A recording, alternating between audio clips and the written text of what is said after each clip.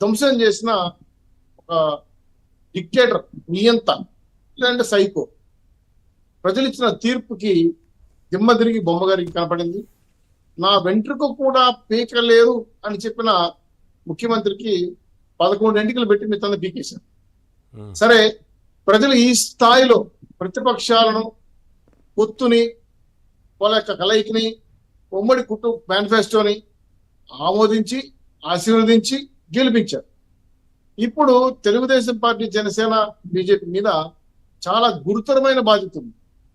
గతంలో చంద్రబాబు గారు ఐఏఎస్లు, ఐపీఎస్లు ఎక్కువ నమ్ముకునేవాళ్ళు, కార్యకర్తలు దూరంగా ఉండేది. ఇది చాలాసార్లు జరిగింది. అప్పుడు షాడో ముఖ్యమంత్రులుగా, ఒక రకంగా చెప్పాలంటే పెత్తనం చేసి ఐఏఎస్ ఆఫీసర్లుగా మారిపోయింది. అది ఆయన గవర్నమెంట్ జరిగితే జగన్మోహన్ గారి గవర్నమెంట్ లో ఐఏఎస్లు ఇండియన్ అటెండర్ గా మారిపోయారు, ఇండియన్ అటెండర్ సర్వీస్ మారిపోయారు. ఐపీఎస్లు పార్టీ కార్యకర్తలుగా, ఇక వారి పార్టీకి అదే ఇండియన్ ఐఏఎస్ అంటే ఇండియన్ అటెండర్ సర్వీస్ అయిపోయింది వాళ్ళు. అంటే మీకు గుమస్తా కింద చేశారు, ఒక రకంగా చెప్పండి వైసీపీ కార్యకర్త. ఐపీఎస్ లో ఇండియన్ పొలిటికల్ సర్వీస్ చేశారు. ఈ పొలిటికల్ ఏం చెప్తే కొట్టడం, చేయలేడు చేశారు. ఈ రెండు పేరులు చేసిన తర్వాత బాబు గారికి అనుభూరిత ఇంకా నేను బూరకట్టలు దూరంగా పెడతాను, ప్రజల పరిపాలన తీసుకొస్తాను, వాళ్ళ పని వాళ్ళకు ఉంటుంది, మన పని మనకి, వాళ్ళ పని వాళ్ళకు ఉంటుంది. మేము ఎమ్మెల్యేలు, ఎంపీలు, మంత్రులు ఇప్పుడే నన్ను కలవచ్చు, ఎంత బిచ్చిగా ఉన్నా నేను వచ్చి మీ సమస్య వింటాను అని ఒక కొత్త మార్పుకి శ్రీకారం. ఎప్పుడైతే అనుభవం ఉన్నటువంటి ముఖ్యమంత్రిగా ఏవైతే గుణపాఠంగా తీసుకున్నారో, ఈ రోజు మేము ఇచ్చిన సూపర్ 6 కావచ్చు, లేదంటే మా కుటుంబం ఇచ్చిన హామీలు కావచ్చు, రాష్ట్ర భవిష్యత్తు కారణంగా పొత్తు పెట్టుకున్న ఈ కుటుంబకి చాలా పెద్ద టాస్క్ లో. ఉదాహరణకి అమరావతి పూర్తి చేయాలి, అదేవిధంగా పోలవరం పూర్తి చేయాలి, డిఎస్సి రిలీజ్ చేయాలి, రాష్ట్ర ఆర్థిక అసమానతల నుంచి బయటపడింది. ప్రధానంగా కనపడే టాస్క్ ఇది. దీంట్లో మొదటి టాస్క్ అమరావతి 3 నెలల్లో పూర్తి చేస్తామని చెప్పి ఆల్రెడీ ప్రణాళిక రద్దు చేసుకున్నారు, అంటే ప్రిపేర్ చేసుకున్నాం.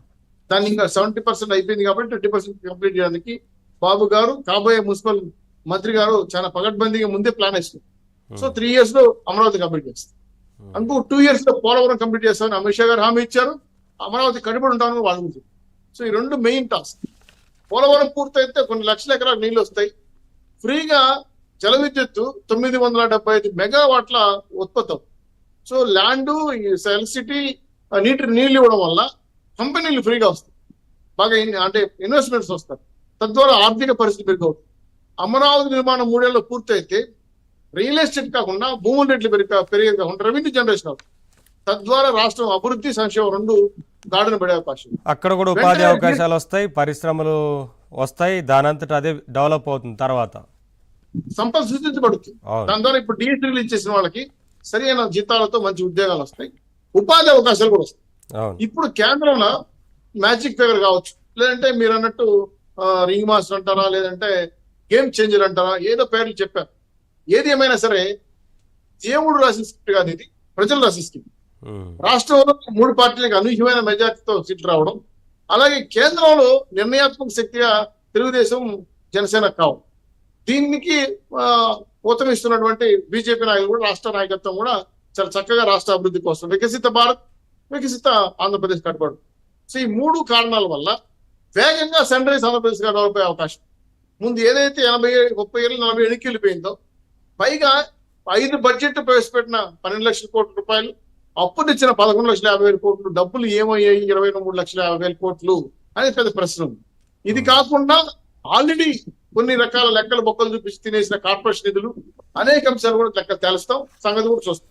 సో ఆర్థిక విషమానతలు ఇవన్నీ గత ప్రభుత్వంలో జరిగిన ప్రతి విషయం కూడా విచారించాల్సిన అవసరం ఉంది, విచారణ జరిపించాల్సిన అవసరం ఉంది. నవీన్ గారు ఒక నిమిషం మీరు మాట ప్రవేశపెట్టారు, లాస్ట్ కంక్లూడ్ చేస్తారు.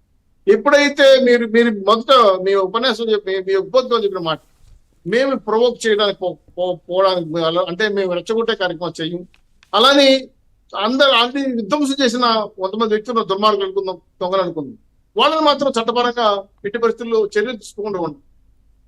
అయితే మేము భావోద్వేగాలకు గురవడం, దొమ్మిలాగా వాళ్ళకి తిట్టడం, మాట్లాడడం, కొట్టడం అనేది చట్ట వ్యతిరేక కార్యక్రమాలకి మేము ఎట్టి పరిస్థితుల్లో ముందుకెళ్ళాం.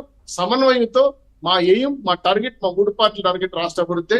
ఈ తప్పులు చేసిన వాళ్ళు, యుద్ధం చేసిన వాళ్ళు, ప్రజలు హింసించిన వాళ్ళు, రాక్కున్నారు, దౌర్జన్యం చేసిన వాళ్ళు, దొమ్మి చేసిన వాళ్ళంతా కూడా చేసిన వైసీపీ ప్రభుత్వానికి 151 పెట్లు పెళ్ళని కుట్టి 11 సీట్లు కూర్చోబెట్టారు.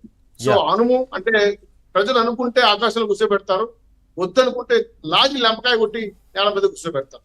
Okay. దీన్ని గుణపాఠం తీసుకొని ఒళ్ళు జాగ్రత్తగా పెట్టుకొని కూటమి ప్రజల ఆశయాలకు అనుగుణంగా పనిచేసి మళ్ళీ 29, 34 కూడా గెలుపొందడానికి ప్రణాళిక రచించుకుంటున్నాం.